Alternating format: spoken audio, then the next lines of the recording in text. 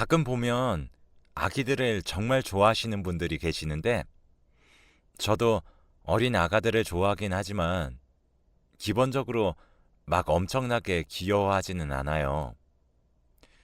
친구들이 저보고 이런 모습을 볼 때 좀 냉정하다고 하더라고요.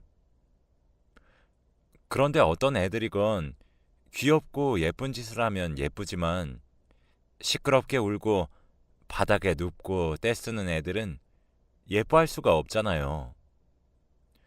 자기 자식이나 되니까 참는 거지. 남의 집에 가서도 그런다면 그 모습을 좋아할 수는 없는 것 같아요. 그런 제가 아이를 키웠다는 것이 새삼 대단하게 느껴지네요. 이게 왜 그러냐면 처음부터 제가 원해서 아이를 키운 게 아니라서 더 그렇게 느껴지나 봐요. 저희 부부도 우리 둘이서 그냥 알콩달콩 살기를 원했었는데 어쩌다 보니 아이와 같이 사는 삶이 되었으니까요. 한때 저희 엄마도 우리 집 남매들 중 큰딸인 저만 애에 대한 욕심이 없다며 이해가 안 간다고 하셨었는데 그러실 만도 한 게 저는 오남매 중 맏딸이에요. 딸 넷의 막내 남동생이 완전 늦둥이로 태어나게 된 거죠. 저랑은 11살 차이가 나고 제 아래로 줄줄이 아기들이 태어나고 엄마가 임신해 있는 모습만 봐왔으니 장녀로서 저 역시 고충이 있었어요. 그래도 제법 어릴 땐 순종적이었던지 그때는 엄마 말대로 다 해드리면서 컸는데 대학생이 되고 나니까 거의 띠동갑 차이가 나는 초등학생 남동생까지 챙기고 살고 싶진 않더라고요. 그래서 엄마의 반대를 무릅쓰고 저는 일찍 독립해서 나와버렸고 이후로는 직장에 취직하고 여행도 다니고 어떻게든 가족들이랑 거리를 두고 살았었어요. 그렇게 잘 살고 있던 차에 저는 제법 늦은 나이에 인연을 만나게 되었는데요. 바로 제가 32살이 되었을 무렵 지금의 남편과 결혼하게 되었어요. 남편은 저보다 한 살이 어렸는데 그때 저는 누누이 강조를 했죠. 곧 죽어도 아이는 낳지 않겠다고 말이에요. 한편으론 좀 미안했던 게 남편은 그 집에서 막내이긴 했지만 나름 어른들이 아이 욕심이 있으신 분이라 제 요구를 다 받아들이기는 힘들었을 거예요. 그런데도 본인이 방패막이가 되어주면서 알겠다고 결혼하자고 하는 거예요. 그렇게 해서 저는 결혼식을 올리게 되었고 밑에 여동생들은 저보다 일찍 결혼을 해서 조카들도 낳고 키우고 있는 와중에 참석을 했어요. 이제 안 가고 혼자 남아있는 건 남동생뿐이었는데 걔야 뭐 워낙 집에서 막둥이이자 아들이랍시고 애지중지하며 키웠으니 무슨 걱정이 있겠나 싶었어요. 저도 나름 막내 동생이다 보니 그럭저럭 귀여워하긴 했지만 아무래도 누나가 넷이나 있는 집인데 아무리 남자를 사랑한다고 해도 누가 쉽게 시집 올까 싶어 걱정이 되더군요. 그래도 여동생들한테는 얼마나 말했는지 몰라요. 시누이랍시고 존재감 크게 드러내면서 숨소리 내지 말고 있는 듯 없는 듯 병풍처럼 지내주자고 몇 번이나 강조했어요. 제가 이런 얘기를 했던 이유는 제 바로 아래 둘째 여동생이 시누이 많은 집으로 시집을 가서 어마어마하게 고생을 했기 때문이에요. 중간에 몇 번이나 이혼 위기가 찾아왔었고 보다 못해 제가 제부를 불러서 크게 야단친 적도 있었고 말이에요. 그 집 시누들이 하도 제 여동생을 못 살게 구는 바람에 마음고생을 보통 한 게 아니었거든요. 그러던 어느 날 군대도 다녀온 남동생이 직장에 들어가고 난 뒤에 좀 지나서 연애를 하는 것 같더라고요. 아무래도 식구들도 많고 여자들이 압도적으로 많은 집이다 보니 이래저래 말들이 귀에 쉽게 들려오긴 했어요. 엄마는 막둥이가 여자들을 좀 더 만나봤으면 했는데 직장에서 만난 여자친구랑 연애를 하더니 얼마 안 가서 결혼을 한다고 했었나 봐요. 나중에 얼굴을 보니까 제법 예쁘장하고 또랑또랑한 것이 둘이 참 잘 어울리고 보기 좋더라고요. 엄마도 참하고 예쁜 아이를 보고 마음에 들긴 하셨는지 나중에 저한테 한참 칭찬을 하시더라고요. 딱 엄마가 원했던 며느리감이라나 뭐라나 이런 말들을 하면서 말이에요. 양쪽 가족들끼리도 이렇게 좋은 평이 오가서 그런지 둘이 얼마 지나지 않아 결혼을 하게 되었답니다. 올케네 집이 그다지 여유가 있는 집은 아니었지만 엄마는 엄청 마음에 드셔서 그런지 둘이 잘 살면 된다면서 집도 해주시고 혼수도 그리 많이 바라지 않으셨어요. 그리고 동생이 엄청 이 결혼을 추진하기로 했고 올케에게도 모든 걸 본인이 감당할 것처럼 말을 했나 보더라고요. 늘 귀엽게만 느껴졌던 동생이 이제 한 집안의 가장이 되어서는 그런 역할들을 감당한다고 생각하니까 나름 뿌듯하기도 하고 아무튼 저는 진심으로 둘이 잘 살기를 바랐었어요. 그리고 동생네는 귀여운 조카를 낳았고 저는 가끔씩 얘네들이 친정에 아기를 데리고 올 때면 가서 보고 오곤 했답니다. 눈도 땡글땡글한 것이 제 엄마 아빠 좋은 점만 닮아서 너무 귀엽더라고요. 그렇게 우리 남매들은 여느 가족들과 별 다를 것 없는 인생살이를 하면서 지내오던 중 2, 3년 정도의 시간이 더 지난 뒤에 조금 이해할 수 없는 일을 마주하게 되었습니다. 주변에서 어쩌다 들려오는 이야기이긴 했지만 참 몹쓸 이야기였고 그리고 끔찍한 이야기라며 뒤를 따라다니던 그런 일이 우리 가족 안으로 흘러 들어오게 되었어요. 솔직히 저는 모성이라든지 아이를 향한 그런 감정들이 너무 여자에게만 집중되는 것에 대해 부정적이었거든요. 아빠나 엄마나 자기 자식을 사랑하는 마음은 모두 다 같으니까요. 그런데 용납할 수 없는 영역이 하나 있었으니 바로 결혼 생활을 하다가 자식을 버려두고 나가버리는 경우였어요. 옛날에 우리 엄마들이 어렸을 무렵에야 전쟁 중이었고 그런 일들이 꽤 많았다고는 하지만 그런 일은 세대를 거듭하고 또 거듭하며 계속해서 반복되는 것일까요? 그게 제 가족들에게 그리고 그렇게 예쁘고 보기 좋게 잘 살았던 동생네 부부에게 일어나게 될 줄은 꿈에도 생각하지 못했어요.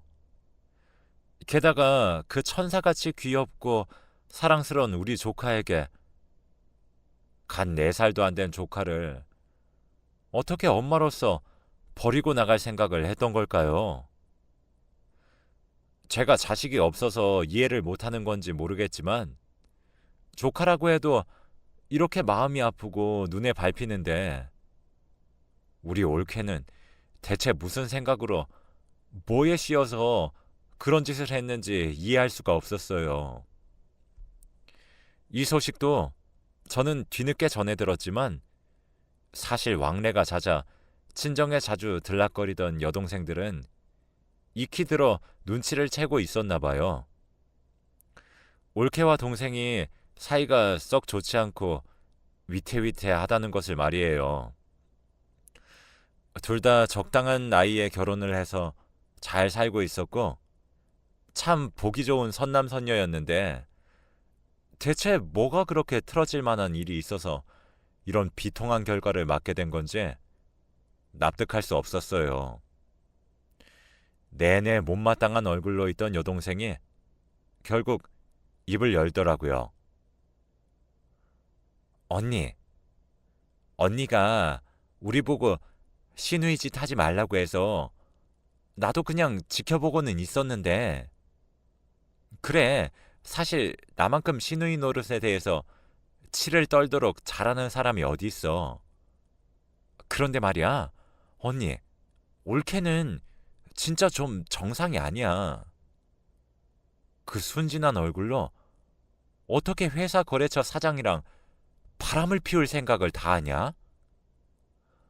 아, 글쎄, 언니, 그 사장인가 머시기 인간이라는 사람도 가정이 있다잖아.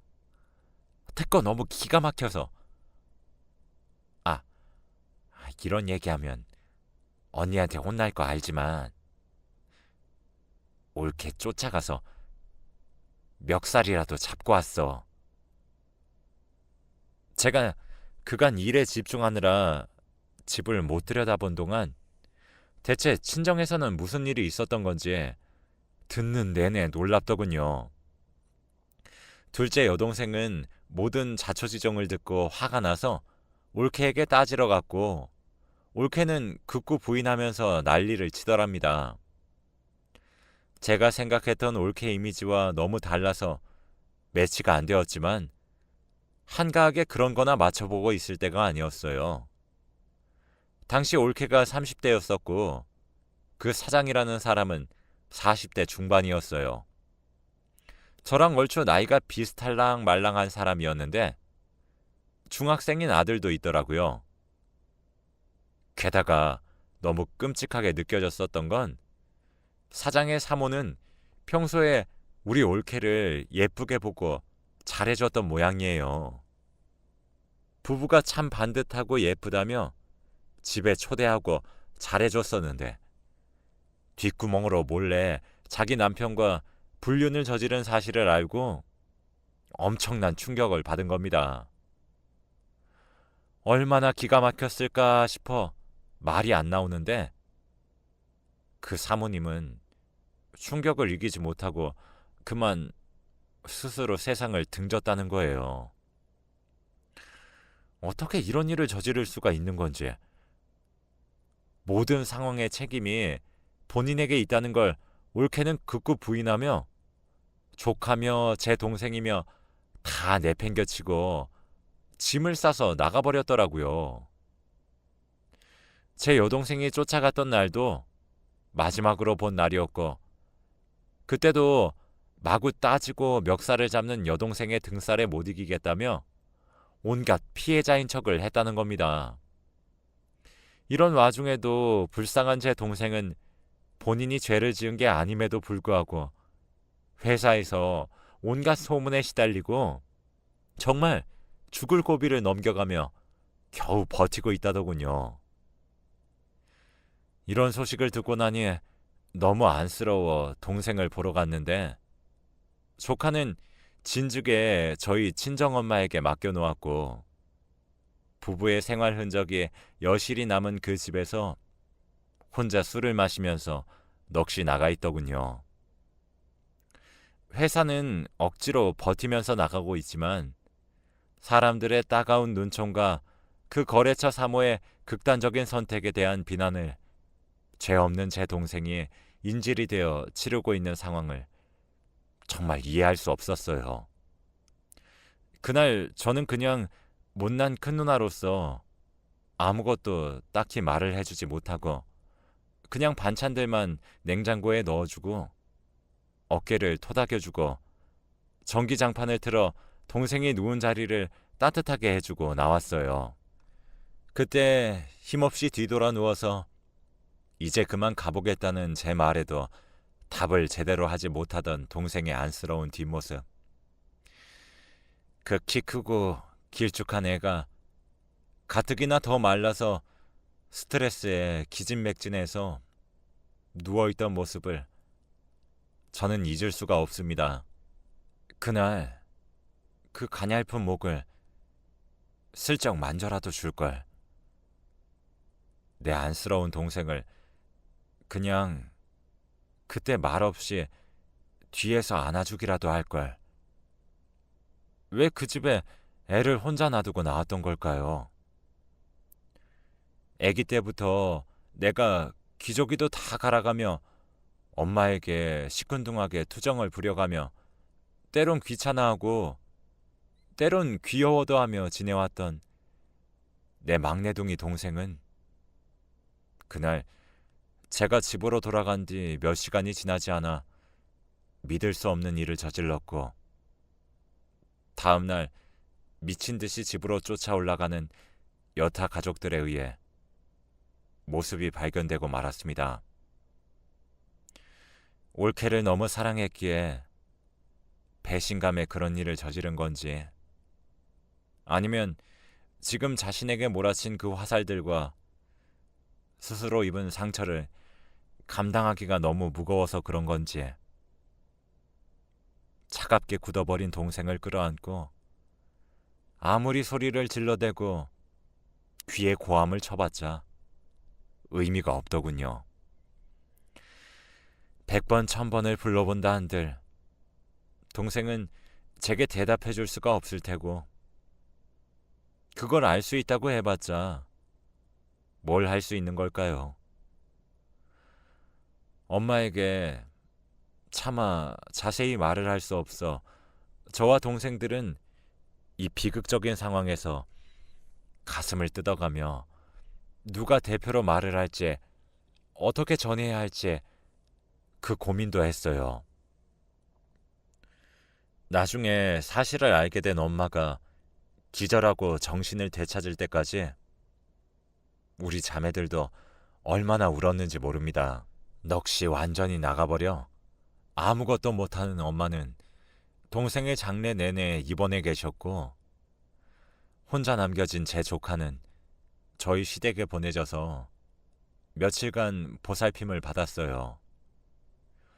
시댁에서도 저희 집에서 일어난 상황을 딱하게 여기셨는지 봐주시겠다며 데려가 주시더군요.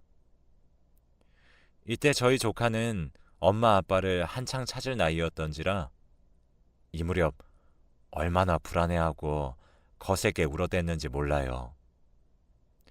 기저귀도 일찍 떼고 똑똑하다며 엄마가 한창 기특해 하셨는데 자기 엄마가 눈앞에서 사라지고 아빠가 세상을 등지고 모습을 감추니 이런 엉망진창인 일들이 벌어지게 되었고 이전까지 꾸준히 봐오던 환경이 달라져서 그런지 이상해지더군요.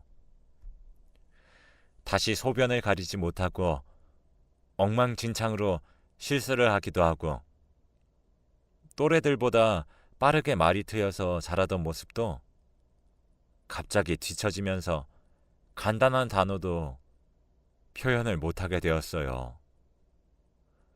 먹는 것도 거부하고 다 집어던지고 밤만 되면 정말 조카를 봐주는 사람들도 기진맥진할 정도로 울고 고함을 지르고 목이 쉬도록 스스로 나가떨어지고 나서야 잠이 들었답니다. 이때 엄마는 막내둥이 아들을 잃고 완전히 건강이 최악으로 떨어진 상태이기 때문에 도저히 우리 조카를 돌봐줄 상황이 아니었어요. 멀리서 막내 이모가 와서 우리 엄마를 돌봤고 홀로 남겨진 조카는 결국 자식이 없는 저희 부부의 몫이 되었어요. 그렇게 애를 안 낳겠다고 아기는 싫다고 몇 번이나 남편에게 단단히 못을 박아놓고는 먼저 세상을 등져버린 남동생의 아기를 고스란히 제가 데려와서 키우게 되었어요. 나이 42에 4살 배기를 말입니다. 당시 남편에게 미안하고 할 말이 없어 그냥 눈 딱 감고 몇 년간만 좀 참아달라고 말을 했어요. 그런데 남편은 여기서 저를 완전히 울리는 말을 하더군요. 자기야, 수연이는 이제 우리 아기나 마찬가지야. 나도 그렇게 생각해. 수연이 얼마간 돌보면서 느낀 건데 나도 뒤늦게 아기가 키우고 싶은 거 있지? 그런데 나도 나이가 많고 우리 너무 늦기도 했잖아. 아기가 우리 둘에게 필요하다는 걸 너무 늦게 알았잖아. 그런 와중에 수연이가 우리한테 와서 나는 너무 좋아. 걱정하지 말고 잘 키워보자. 우리 아무 생각하지 말고 우리랑 수연이만 보자. 남편의 그 말에 참아왔던 동생을 향한 애틋한 끌어오름과 홀로 남겨진 불쌍한 조카에 대한 마음들이 와르르 무너져 내리면서 남편 품에 안겨 얼마나 서럽도록 울었는지 모릅니다. 감정을 가눌 수가 없어서 정말 와락 토하는 사람처럼 그렇게 엄청난 소리를 내며 울었던 것 같아요. 그렇게 아기를 반대하고 싫다고 하던 제가 어쩔 수 없는 사정으로 조카를 맡아 키우는 동안 참으로 많은 일들이 있었어요.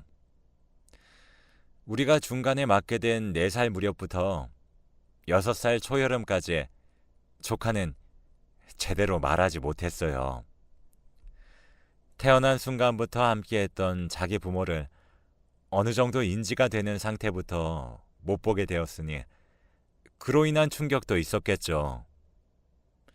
하지만 정말 1년 정도는 어마어마하게 귀가 따갑도록 울어댔고 그렇게 모든 걸 품고자 다짐했던 남편 역시 조금 예민해질 정도로 수연이는 우리를 무척 힘들게 했어요.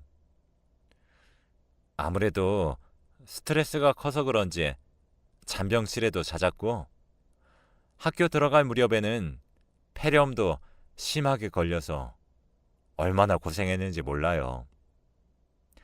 열이 펄펄 끓는 애를 데리고 병원도 뛰어다니고 하면서 밤새 병간호를 하고 어느새 저와 남편은 정말 우리가 직접 낳은 자식 마냥 함께 아이를 대하게 되었어요. 둘만으로 잘 지내왔던 우리 부부의 결혼 생활 10년 차에 조카를 떠맡게 되어 키워낸 지 어느덧 10수년이 흘렀고 수연이는 중고등학생 시절을 지나 어엿한 대학생이 되었어요. 사실 중학교 무렵 한창 반항기에 사춘기가 와서 예민해지다 보니 자기 부모에 대해서도 자세히 알고 싶어 했었어요. 그때 무척 고민을 하다가 애가 워낙 민감할 때다 보니 최대한 말을 미루게 되더군요. 나중에 고등학교 졸업을 할 무렵에 이젠 수연이도 웬만한 사고가 되고 서로 말이 통한다 싶어 힘들게 얘기를 했어요. 다른 여동생들도 고모로서 될 수 있는 한 들여다보며 애 클 때마다 용돈이며 옷도 사주고 대학에 들어갈 때에는 등록금도 같이 모아서 주더군요. 다들 여유 있는 형편은 아니었지만 어찌되었든 우리 곁에서 사라져버린 남동생의 아이이며 부모 없이 불쌍하게 혼자가 된 조카에 대한 마음은 다들 애틋했으니까요. 수연이는 저로부터 자세한 사정을 듣고 한동안 다시 충격을 받았던 것 같지만 그래도 마음을 다시 추스르고 자기 생활에 집중하는 것 같더라고요. 이 부분에 대해 남편과 무척 고민을 했지만 몇 번이나 생각을 해봐도 자기 가족에 대한 상황에 대해서 아이가 궁금해한다면 말해주는 게 맞는 것 같았어요. 그렇게 결론을 내렸지만 어쩐지 마음이 개운하지는 않았는데 수연이는 제가 생각도 못한 곳에서 자기가 결정한 일을 그대로 시행해버렸더군요. 아이의 말을 듣고 왠지 모를 찝찝함이 있었지만 그런대로 일상생활을 하고 있던 저에게 어느 날 수연이가 저녁을 먹으면서 아무렇지 않게 말을 꺼내는 거예요. 듣고 얼마나 기절할 듯 놀랐는지 몰라요. 고모, 나 엄마 만나고 왔어요. 뭐? 엄마? 무슨 말이야, 그게? 저는 그 순간 너무 놀라서 숨이 멎을 것 같았는데 수연이는 제 표정을 한번 보더니 다시 고개를 푹 숙인 채 밥을 먹더라고요. 이때 얼마나 많은 생각이 오고 갔는지 몰라요. 자기도 핏줄이니까 엄마가 보고 싶었으려나 싶기도 했지만 자기 아빠가 그렇게 가게 된 상황에 대해 엄마가 끼친 영향을 알고 있을 텐데 왜 궁금해했을까 잘 이해가 안 되더라고요. 그래도 내가 내 부모에게 자라왔던 환경과 수연이가 자기 부모와의 관계에서 놓인 상황은 엄연히 다르니 일단은 좀 생각을 차분히 해보려고 했죠.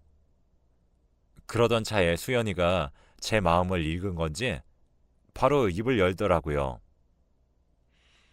듣고 너무나 오랜만에 알게 된 올케의 근황에 분노하기도 하며 수연이가 벌인 일에 기가 막히기도 해서 연신 숨죽이고 듣기만 했어요. 여기저기 인터넷으로 알아보니까 찾아내려면 찾아낼 수 있더라고. 그래서 알아봤는데 엄마가 어떻게 살고 있는지 알게 되니까 참을 수가 없었어요. 고모, 내가 잘못한 거예요? 사정을 들어보니 수연이는 자기 엄마의 이름이며 이런 개인정보들을 가지고 조회를 해봤던 모양이에요. 아빠의 유품으로 남겨진 것들을 제가 보관하고 있었고 그간의 사정들을 말해주면서 아이에게 전부 주었거든요. 그걸 가지고서 자기 엄마의 흔적을 찾아볼 거란 생각까지는 깊이 해보지 않았는데 직접 찾았고 그리고 찾아가서 만나기까지 했다니 내내 놀랍기만 하더군요. 얘기를 들어보니 처음에는 원망과 미움이 가득했다가 한편으론 어떤 얼굴을 하고 지금 살고 있는지 궁금해서 찾게 되었다는 거예요. 그렇게 해서 다 찾아내고 하다 보니 어찌어찌 근황을 알게 되었는데 올케는 진짜 제정신이 아닌 여자더군요. 그래도 어쨌건 수연이에게는 친엄마니까 이런 말까지 앞에서 하지는 못했지만 불쌍한 내 동생을 생각하니 감정을 누르기 힘들었습니다. 올케는 그렇게 자기 딸을 버리고 나가서 멀리 종적을 감추고 자기네 친정과도 연락이 안 되더니 그 사이 또 새 남자를 만나서 결혼을 했나 봐요. 남편은 세상에 없고 자기 딸도 이전 시댁인 우리 집에 맡겨 놓았겠다. 혼자 몸으로 아주 편하게 새 가정을 꾸렸더군요. 우리에게는 곧 죽어도 본인 딸과 연락이 안 된다며 잡아떼던 올케의 친정은 딸이 바람을 펴서 새로 둥지를 튼 새로운 사돈댁으로부터 이래저래 금전적 지원을 받고 있었더군요. 남의 집 귀한 아들이 세상을 등져버렸음에도 그러든 말든 완전히 새로 호적을 갈아 끼우고는 지들끼리 편하게 살고 있던 겁니다. 올케는 현재 여유가 있는 남편과 살아서 그런지 원래 친정이 무척 어려웠던 걸로 알고 있는데 카페를 하나 운영하고 있었나 봐요. 수연이는 그 카페 SNS 계정까지 알아내서는 몰래 들여다보고 있었나 봅니다. 그리고 거기 나와 있는 전화로 연락을 했고 사장님을 바꿔달라고 해서 자기 엄마랑 통화도 했던 모양이에요. 하지만 올케 반응은 정말 뭐 이런 정신 나간 인간이 다 있는 건지 엉겁결에 본인이 엄마라는 걸 인정하면서도 제발 부탁이니 자기가 연락을 할 때까지는 하지 말아달라고 사정을 했다는 거예요. 수연이도 참 안타까운 게 그런 말까지 들었으면 그때 진작 저에게 말을 했으면 좋았을 텐데 홀로 그 말을 듣고 끙끙 앓으며 밤을 지새웠다는 거예요. 그때의 기분을 표현한 아이의 말을 듣고 나서 정말 제 가슴이 너무 찢어질 듯 아파오더군요. 마치 자기 엄마에게 2번 버림을 받은 듯한 기분이 들었다는데 이 말에 깊은 탄식과 울음이 몰려와서 참을 수가 없었어요. 대체 올케는 얼마나 죄를 더 지어야 성이 차려고 하는지, 나중에 어떻게 편히 눈 감으려고 저렇게 자기 핏줄에게까지 모진 짓을 하는 걸까요? 결국 못 참은 수연이는 며칠 뒤에 작정을 하고 서류들을 갖고 카페를 찾아갔고 아무 생각 없이 웃으며 인사하는 자기 엄마한테 내가 안수연이라고 엄마 딸이라고 고래고래 소리를 지르며 이것저것 다 집어던졌다는 거예요. 올케가 아는 카페는 빵이며 커피며 다 팔고 있는데 꽤 유명한 곳이라서 손님들이 적지 않은 곳이었는데 일순간 모든 시선이 다 집중되고 직원들이 뛰어나와서 말리고 완전히 아수라장이 되었다더군요. 이 모습까지 상상을 하니 애가 나 없이 혼자 거기에 가서 버리고 온 가련한 장면이 떠오르면서 정말 견딜 수가 없었어요. 차라리 갈 거였으면 내가 같이 따라갔을 텐데 옷을 붙잡고 쫓아내려고 하고 늘어지는 직원들의 그 몸싸움을 내가 다 막아줬을 텐데 그렇게 밀려나는 동안 아이가 대체 어떤 기분이었을까 싶어 눈물이 줄줄 흘러내렸습니다.